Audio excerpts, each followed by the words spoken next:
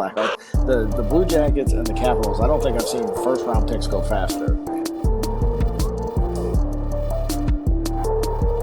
Everybody gets a no-trade now. Everybody that gets signed that is anywhere between 28 and over gets a no-trade, so it doesn't matter.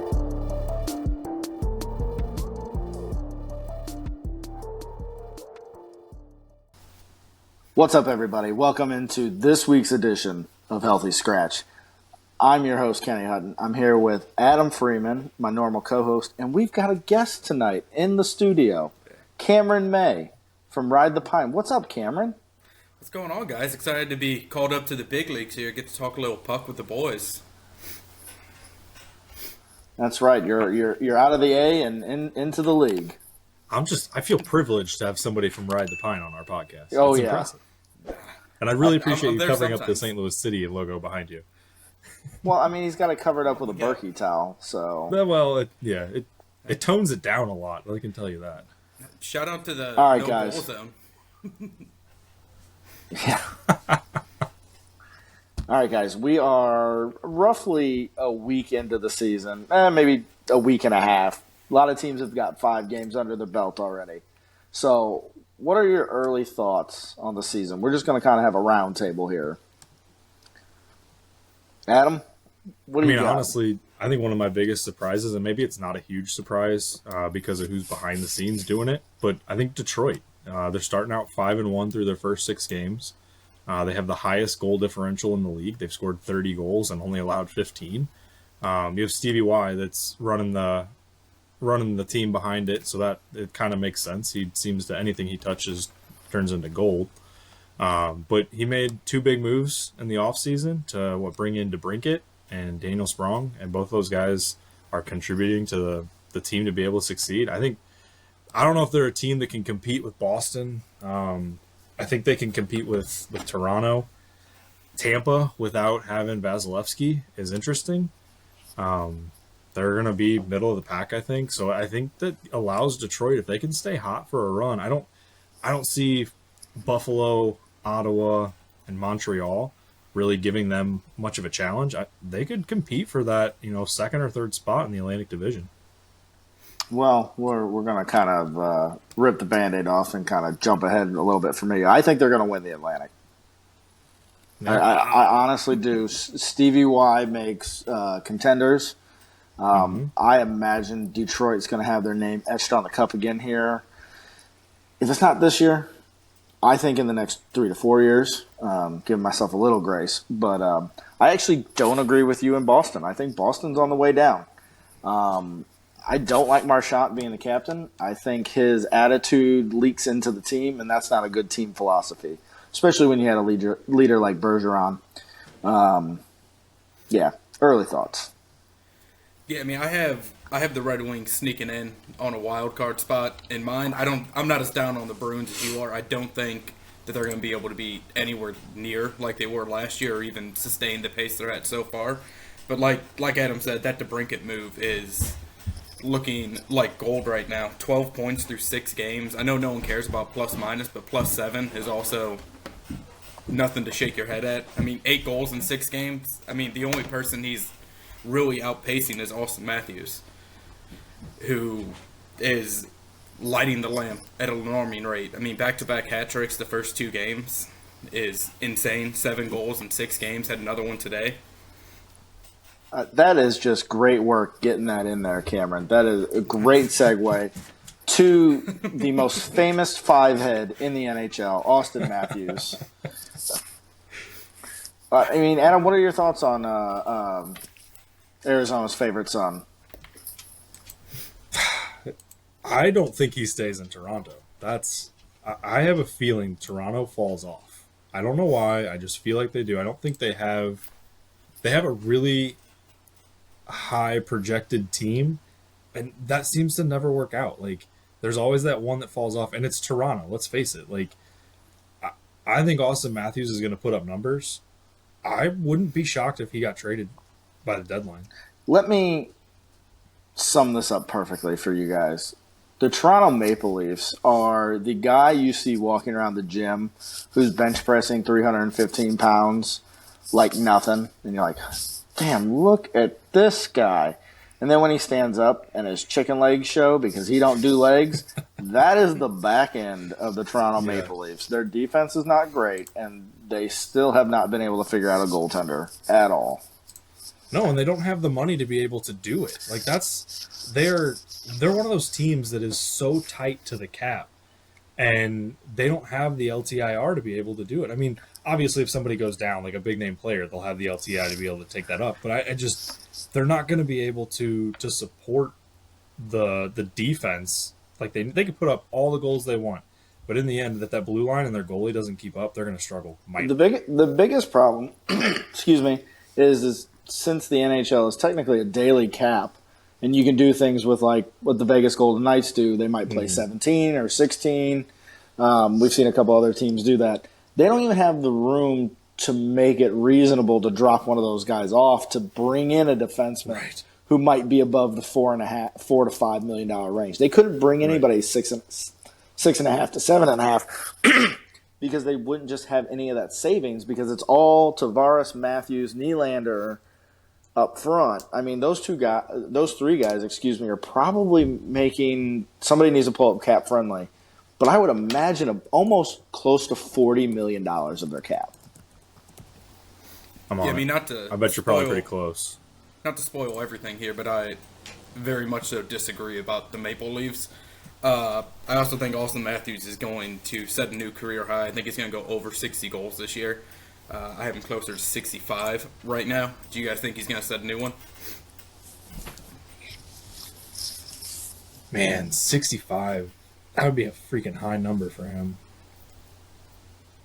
I mean, I don't think it's out of the question. Hold on a second. I know this is a hockey podcast. When did Austin Matthews sign an extension on that team? You're the contract guy. I'm looking at it right now. That is true. You are the Cap Friendly guy. Yeah, apparently he signed an extension to go 24 to 28, $13 million. But to answer your question, Kenny, currently that is $34 million between Matthews, Tavares, and Marner. You want to throw Nylander in there? There's another $7 million on top of it. I forgot about Mitch Marner. And how about Morgan Riley at $7.5? He is not the defenseman I would want to be paying $7.5 million. Just saying. No, saying a lot coming from a Blues fan. Oof.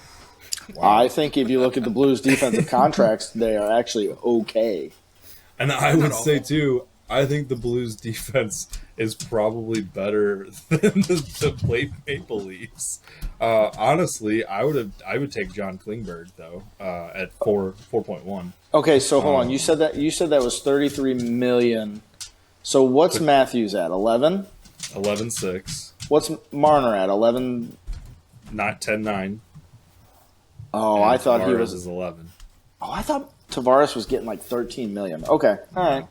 Well, you factor in those four guys. I mean, that's $40 million. That's half the cap, basically. Yeah, and let's not forget that they have Ryan Reeves on a 3-year deal at 1.3 at age 36. That is absolutely stupid money right there. That is a team that is hoping that. So, if you're an American fan or you're a Ride the Pine fan, and you just stumbled upon this, and you're like, I don't know anything about hockey. You got to understand that Toronto is like New York for baseball and LA for basketball. Like the media hounds these guys. This is a team that is just hoping to make it to the second round and put up a good showing and hoping the cap truly does jump by $10 million next year. Like they are praying. I don't know if Brendan Shanahan's still in charge because he's done terrible things with cap management, but like he is sitting here crossing his fingers and hoping that the cap does jump up that much. So I do have one point to make about you guys both bashing the Bruins, and I have so much Bruins hate. I didn't bash them. Well, just saying that they won't be able to do it. Oh, I did.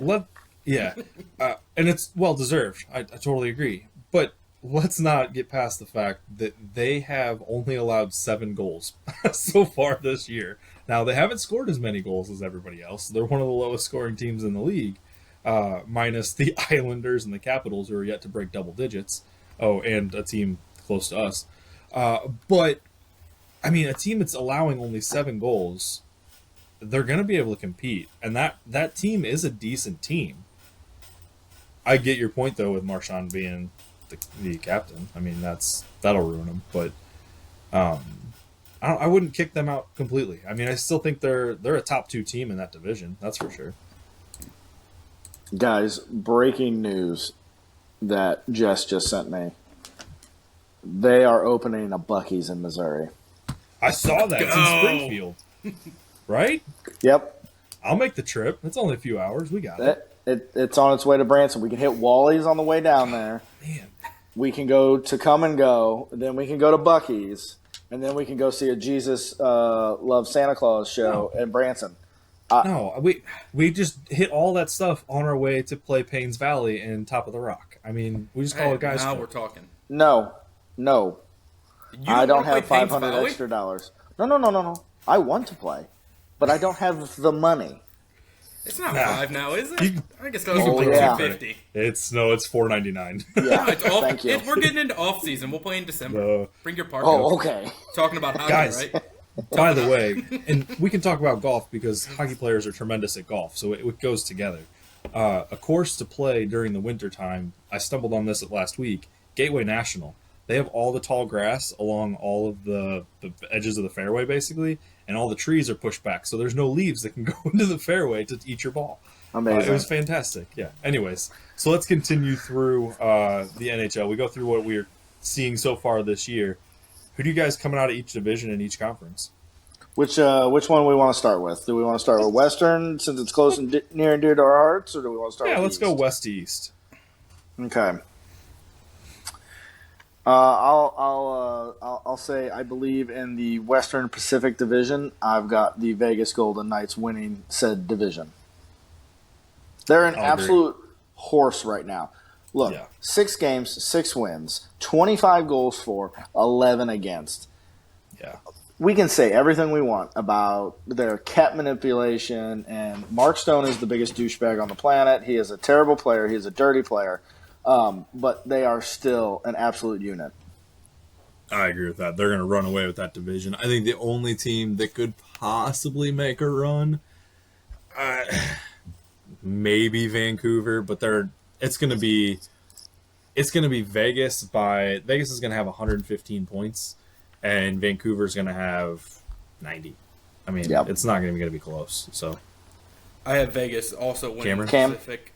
Yeah, I got them winning the Pacific. I also have them winning the President's Cup. That? okay, Are we not allowed to say that? Which is President's great. Cup. Hang on. No, you can. You can say Presidents. Thank I'll you for agree with that blessing. one. Thank you for blessing them with the curse. Okay, the Central Division in the Western Conference. I think this is going to be a clean sweep. I think we all say the Avalanche. Stars.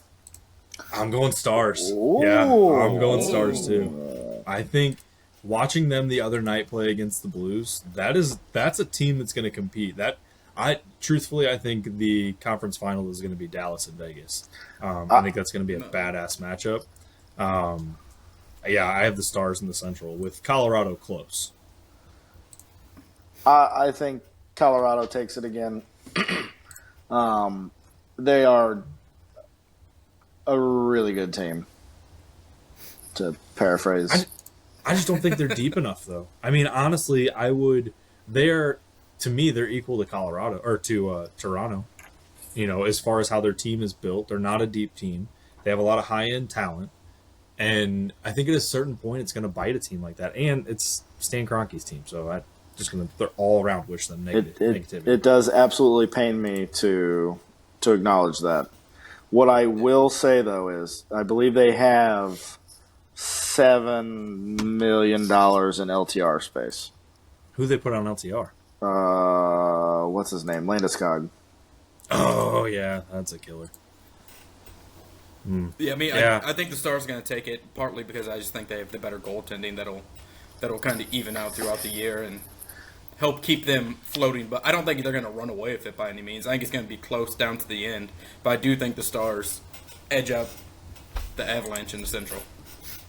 Yeah. I mean, my biggest thing with both of these teams is early games matter and building these points up matter. Like, hold on, I'm going to look up Vegas again real quick. Hold on. So Vegas is already 12 points. They already got 12 points, and the Canucks have 6 and the Kings have 5. Mm-hmm. Now we can say it's early, but guess what? This lead allows them to have the flexibility and the cushion if somebody does get injured. Let's say somebody punches Mark Stone in his stupid face, and he falls down and gets hurt. Maybe they have a nice little buffer. I don't know. All right, so let's actually jump to the East then before we announce our conference winners. So, Cameron, who you got coming out of the Atlantic Division in the Eastern? I have the Maple Leafs winning that division, to much of Kenny's hate. Anyone who's watching on video, I'm sure, can see the way his eyes died a little bit inside to hear someone on this podcast say that. But they invited me, so he has to put up with it. Adam? And he's going to hate it even more when I say that Boston's going to win that division. I got Boston finishing third in that division. And I already said I got the Detroit Red Wings. Let's jump to the Metro Division. I think this one's going to be the interesting one. This division is going to be up for grabs. Yeah, to me, this division is going to be an absolute slobber knocker. Currently, they've all played. Oh, I take that back. New York, the Islanders have played 4 games. They've all played the same amount of games. God damn it, Carolina's played 7. But Philadelphia's in first with 7, and Washington's in last with 3. They are all going to be very close. I think Washington and Pittsburgh are kind of nearing the end of their runs. This division is going to be fun to watch. I was torn between Carolina and the New Jersey Devils. I'm, in the end, going to go New Jersey Devils take this division. Okay, Cam, what about you? I have the Hurricanes. I think they're fun to watch. I think they have a great home atmosphere. They've slowly been getting better and better every year, kind of starting to get a little more success. I think the Hurricanes win. I, too, picked New Orleans' favorite drink, the Hurricane. All right. And a hand grenade? Oh. Just had a flashback. All right. In the Western Conference, I only put down who I had for the winning. I picked the Knights to repeat as the Western Conference champions. Probably over Dallas. In all honesty, I think Colorado probably gets a tough second-round matchup. And if they get somebody like a Dallas or the Blues can sneak into the playoffs, a team like that could catch a goaltender getting really hot because Jordan Binnington is him again. We could see some. I could see Colorado being out early. Yeah, I have the Stars coming out of the Western Conference. I do have the Blues taking the last wild card spot and making it. Hopefully they'll be able to knock out the Avalanche. It's always great to see Kroenke lose and cry at the expense of St. Louis. Give us a little more tax revenue on top of that large, substantial, great sum of money they gave us that we've done nothing with so far somehow. But yeah, I have the Stars. So I actually went kind of deep on this one to figure out like how the matchups would go. I think I'm with Cameron. I think Vegas wins the President's Cup, so they're obviously going to be number 1 in the West, and Dallas would be number 2, being the Central champ. So in that situation, I too think the Blues sneak in and they get the last spot, and then they get absolutely hammered by Vegas, probably in 5 games, maybe 3, depending on who the national writers are. But that lines Dallas up with probably playing. I had them playing Nashville. They beat Nashville. I think that's an easy match. And then you have Arizona, which I think can sneak into the playoffs and probably be that 3 seed against Colorado. And I think that might actually be an interesting series. Colorado comes out on that one. Dallas comes out. Vegas goes through their matchups easily and then chokes against Dallas. So that put me to getting Dallas through. Like that was the only way I could think it through, was to be able to go through it all. So Dallas. Okay, so 2 Dallas, 1 Vegas Stars. Got the teams mixed up. we knew what you meant, though. You're good. Eastern Conference. I think this one is going to be the crapshoot because I honestly don't think the Metro gets a wild card team at all. So, yeah, thoughts. I have not Columbus, Carolina coming out of Columbus isn't going to make the playoffs. I have Carolina coming out of the East. I think that they're probably the 2 seed. Well, I have them as a 2 seed in the Metro. I think they beat what'll probably end up being the Rangers would be my guess. Maybe the Islanders. I think that's an easy matchup for them.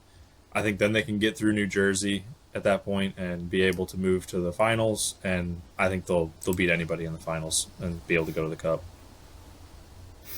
Cam? I have Kenny's favorite team, the Maple Leafs, coming out of the East. Nothing but a gut and my love of Austin Matthews. So I saw a tweet after the Maple Leafs got out of the first round, after how many years of only getting in the first round and running into Boston, and it said, Right. the year is 2050. The Maple Leafs finally advanced to the third round of the playoffs. Yeah, I think you're wrong on that one. But if anybody watched our wheel of fun topics on Ride the Pine, you guys know where it's going with me. I have selected the Detroit Red Wings. I mean, it's not out of the realm of possibility. Let's put it that way. Does it hurt a little bit to say that, growing up a St. Louis fan back in the day? Or are we over that now? It would if they were still in the Western Conference, but it really Short doesn't. memories in sports. You know, it's like Tom Brady, right? Like 4 or 5 years ago, everybody hated Tom Brady, and then it was like, oh, he left New England? Wait, he actually is a really good quarterback. He's not a system quarterback. Hey, maybe this is a guy who's got a personality. And, like, I've really thought about that here recently with sports. Like, I don't necessarily need to hate every team. You know, they're not all the Kansas Jayhawks or the Chicago Cubs. So, yeah, it doesn't pain me, especially since they're in the Eastern Conference. They're not really rivals anymore. I think that's the thing, is that we don't see them as much as we do Chicago, Colorado, even the Western Conference with even, like, San Jose and in Vegas. Like, I think locally for us, Detroit's nothing anymore because they've been gone for so long. I mean, okay, so that year they knocked the Blues out, and the Blues were wearing the clown jerseys, like legitimately wearing the clown jerseys. Yzerman scores that goal. He was offsides. What year is that? 1999? 2000? Was that 99 with Gretzky? I can't remember. But let it just be known. At 10 to 12 years old, that's like my first memory is of hockey, right? Like, I didn't watch the game up until then, and like didn't really get into it until late. So I want to say that was like 96. Holy crap! Man, is it 96? Is Yeah, that the play I'm thinking of? Yeah, it is straight over John Casey's shoulder, right? Ugh. So again, you know, like I said, right around like 10, maybe 11, like truly like the first memories, and you know, I don't know. It was a long time ago. Yeah, it was. I'm almost 40.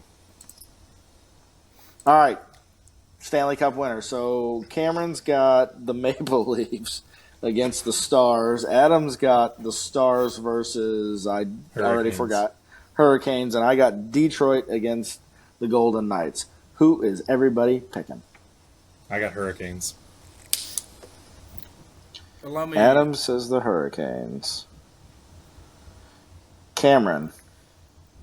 Allow my light in the background to be a little teaser for my pick. The Toronto Maple Leafs. Oh, Canada. I like that you changed it to red. That's going to be great for our YouTube viewers. They're going to really appreciate that. Well, as long as your Ride video the quality Pine comes will through. be on there. Cameron. When is the last time the Toronto Maple Leafs lifted Lord Stanley's Cup? Far before I was born in '93. So Yeah, I'd say so. That is not a correct answer.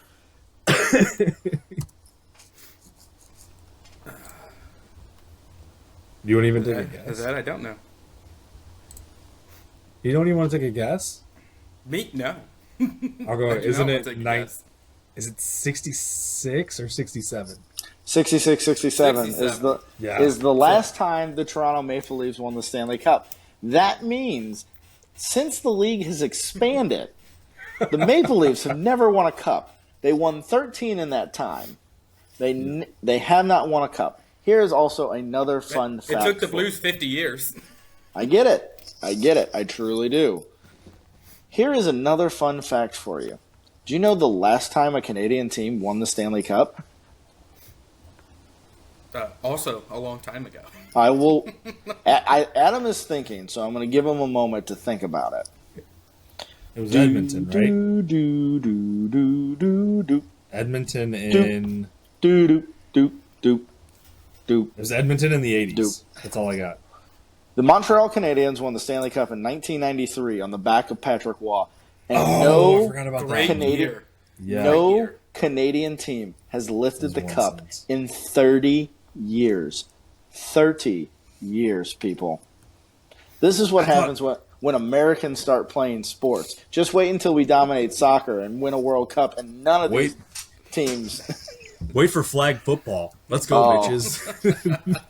Obviously, this is a sidebar, but all the tweets and TikToks of like countries lining up against like Tyreek Hill and just like, that is why I'm on Twitter and TikTok for content like that. I gotta see if I can find my favorite. It was Tyreek Hill doing some sort of juke, and it was when Tyreek Hill plays random country, and then it was the old lady from the I've Fallen and I Can't Get Up. Just laying there. I'll have to find it and send it because it cracked me up for like 10 minutes. All right. So we've kind of done our season preview. Last thing that we'll talk about, we'll make it quick. That way we can keep this to right around 30 minutes. The NHL and ESPN are doing something which actually, after listening to a couple things today, sounded really cool. Today is the first Frozen Frenzy. All 32 teams are playing. There's 16 games. They all drop the puck. It started at like 6 in the East, and every 15 minutes they're going to have a game. And up until about 11 o'clock, I don't know if that was Eastern or Central, they're going to have games.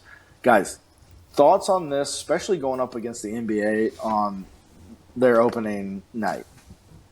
I think it's a precursor for what we are about to see to eliminate all the regional sports networks.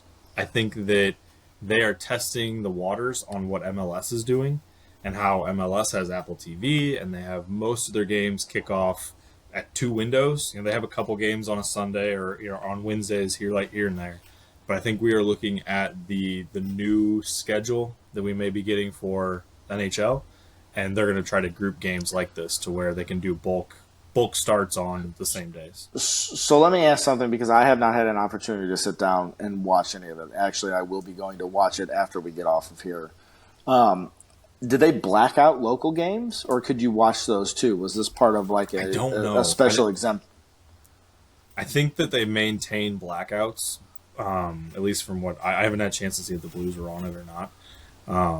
But I think that's going to have to go away. I think it's going to be an outrageous amount of money that these leagues are going to make you pay for ESPN or whoever to carry their broadcast, at least full year. I mean, you're talking about what NHL Network was a few $100 to have it for the entire season. MLB TV to get it for an entire season is a few $100. So you're looking at a lot, but I do think the NHL could move to a model like MLS and work with ESPN and get rid of the blackouts. Because honestly, I think at this point, if you're not a hockey fan, you're not seeking out the NHL. Right. Like, maybe you're going to watch and be like, Biz Nasty says some outrageous stuff on TNT's broadcast. Right. Maybe you're going to watch for that. And I do like that. And let me also preface this by saying I wish this was on TNT, because then you would have those personalities. I think John Buccigross is awful. Yes, he is supposed to be the lead play-by-play guy, and he if he was the color guy, it would be completely different. He likes to tell stories. He's got these long phrases. It doesn't work. Give me the action on the ice and shut up. Right? You got a dialogue. You want to do it in intermission. You want to do it at a timeout. That's fine. I get it. But you're the play-by-play guy. Be the play-by-play guy. Mm-hmm. If he was the color, I'd have a different thing. I just think he's annoying. Um, yeah, I've kind of tuned my, changed my tune today after talking to a couple people. So, Yeah, I mean, I think you can see it as nothing but a net positive for the NHL to have that kind of exposure and that kind of thing going on. I love that we all keep bringing up the MLS and their package and how successful it was this year. I do think that that's been extremely successful, and it's been great as an MLS fan to be able to get all of that. I do agree that I could do without Buccigross. Selfishly, as someone who's online a little bit too much, I would love if Pete Blackburn was somehow involved in any of this. I know he's a Bruins guy, so that sucks. But I do think he does great content. He's a really good writer as far as writing things up, and he does a lot of live streams. And I think that would translate well to something like this. It's more of a fun, not biz, because they're completely different. But I think he would be a fun element to add into it. But I think though that if somebody's going to get a package like this, sorry Kenny, but I think if ESPN gets a package to this extent and they can do something like this, I think that the money that they're going to generate will allow them to be able to pull from TNT and for those guys to bring a better broadcast and have like a pregame that actually flows kind of like MLS does, or even we look at like how Champions League does it on Paramount. I mean, they have all of their games go basically at the exact same time, and they have one crew that does all of their pregame, all of their halftime, all of everything. So I think if you get a big enough package, you're going to get enough money from it, and that's going to allow you to be able to take whoever you need to make the right decisions on it. great words from Adam. Big packages equal more money. Big packages do. Asbury would. But my final point would be like ESPN shied away from somebody like Paul Bissonnette. They could have had Bissonnette. They chose not to do business with somebody who works at Barstool. Yeah, Instead Disney is blowing their load on all their they're trying to dump ESPN right now.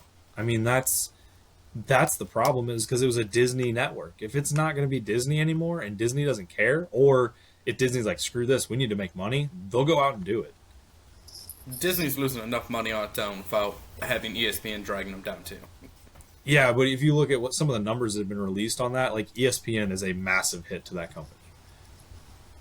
Yeah. Well, it's because you pay, somebody like Stephen A. Smith like $50 million or Right. whatever it is to be a Take Smith instead of being something that, I feel like there are a lot more followings of like, not even going to say we're near the level, but look at somebody like a Gabe DeArmond who is the guy who owns Power Mizzou.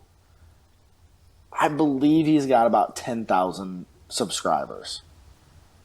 That's really impressive. Like, I was doing some math looking at some of the threads, and like you can kind of get a count. The highest one I saw here recently is 2,000. That means he generates about $120,000 of revenue a month.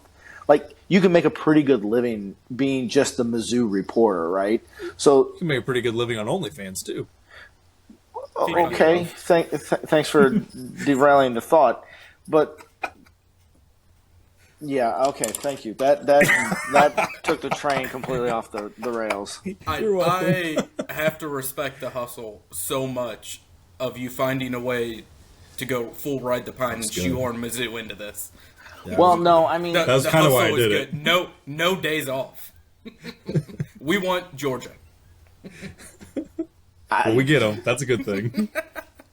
I mean, but But it your is point it is- is it your is point is something right, that I though, know, Kevin. though, right? Like, it Yeah. wasn't information that I had to find and say, like, how many people follow Spit and Chicklets? Well, I mean, Right. they're huge. But if we looked at it, like, there's a guy on Twitter that when I'm on my For You page that is just annoying as hell, and I hate shouting him out, Blues Views, because he is an annoying little Right. douchebag. Like, the tweets he's got going right now are just ridiculous. terrible. But he's getting 2,000, 3,000 views, so he's clearly Right. got people following him. So like, Well, I mean, Kenny, the perfect example on a large scale is Pat McAfee.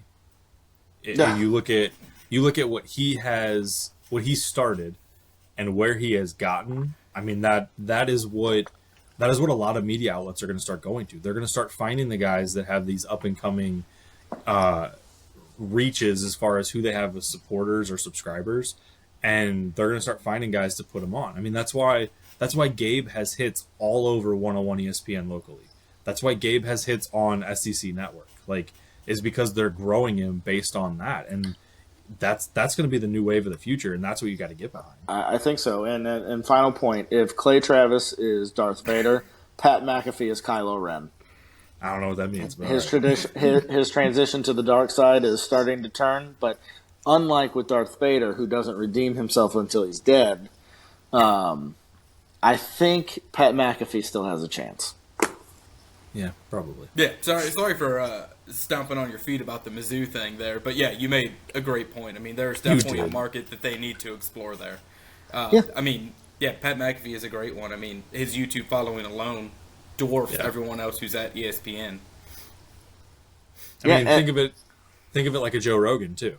I mean, I know that he's totally different in what he does, but he got paid by Spotify because of all of his followers. You get Biz Nasty to be able to get, have what he's got, and Biz, I forget how many followers he's got, but I mean, you get those to come over to ESPN. That's a massive following that you take on, and I mean, that's the thing. Like, a lot of these hockey guys they all got big personalities, right? Because I think to play hockey, you have to have a screw loose in your head, like a little bit, and they're all just different creatures. Like I've always said that, and if my brother listens to this, he knows I poke fun at this. Like, he speaks a different language. He is a different subset of human because they just operate on a different level. They don't feel pain. Like, they're incredible athletes, but they curse like sailors. It is a lifestyle, and I think you need somebody in that lifestyle. That's why Paul Bissonnette is great.